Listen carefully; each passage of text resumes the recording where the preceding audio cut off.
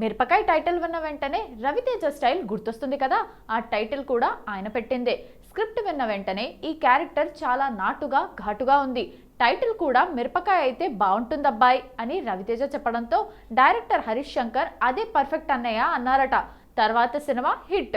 Title super hit అంటే title sense కూడా hot and స్పైసీగా ఉండటమే రవితేజ ప్రత్యేకత అని చెప్పవచ్చు. మిస్టర్ బచ్చన్ టైటిల్ వెనుక కూడా ఇంట్రెస్టింగ్ స్టోరీ ఉంది. డైరెక్టర్ హరీష్ శంకర్ చాలా టైటిల్స్ ఆలోచించి నామ్తో సునా హోగా క్యాప్షన్ అనుకున్నాడట. అయితే రవితేజ ఒక్క మాట అన్నాడట, మన టైటిల్ మిస్టర్ బచ్చన్ పెట్టేద్దాం అన్నాడట.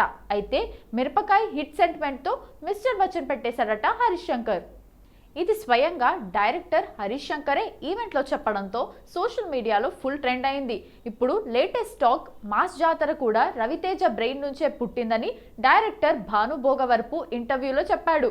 అది కేవలం టైటిల్ ఐడియా కాదు, రవితేజ మేకింగ్ సెన్స్ కూడా అద్భుతం అంటారు యూనిట్ సభ్యులు. అంతేకాదు, సిద్ధు జొన్నలగడ్డతో జరిగిన ఒక చిట్చాట్లో రవితేజ అన్నాడు, 90% షూట్ పూర్తయ్యాకే సినిమా ఆడుతుందా లేదా అనేది అర్థమైపోతుంది అని. అంటే తనలోని డైరెక్టర్, రైటర్, ప్రొడ్యూసర్ ఇలా అన్ని కోణాలు చూపిస్తున్నాడని ఫ్యాన్స్ ఎగ్జైటింగ్గా ఫీల్ అవుతున్నారు.